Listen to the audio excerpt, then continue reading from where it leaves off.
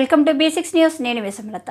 ముక్కోటి ఏకాదశి సందర్భంగా యాదాద్రి శ్రీ లక్ష్మీ నరసింహస్వామి వారి దర్శనానికి భక్తులు పోటెత్తారు. ఉదయం తెల్లవారుజాము నుంచి వివిధ ప్రాంతాల నుంచి వేలాది మంది భక్తులు ఆలయానికి తరలివచ్చారు.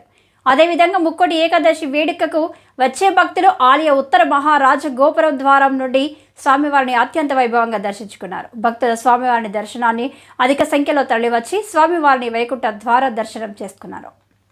ఘోష లేకుండానే కళ్యాణ నరసింహుడు ఇక్కడ వెలసింది. అందుకే ఆ యాదర్శి తపస్సు చేసింది. ఓం లక్ష్మీ నరసింహాయ నమః. ఓం ధన్యోస్మి మహాదేవ. లక్ష్మీ నరసింహాయ నమః. ఓం ధన్యోస్మి మహాదేవ. యాదర్శి మహాముని స్వామి, నీ తపస్సుచే పునీతమైన ఈ క్షేత్రం యాదగిరి గుట్టగాను, శ్రీవారు శ్రీ యాదగిరి నరసింహస్వామిగాను కొలువబడతారు. మహాప్రసాదం.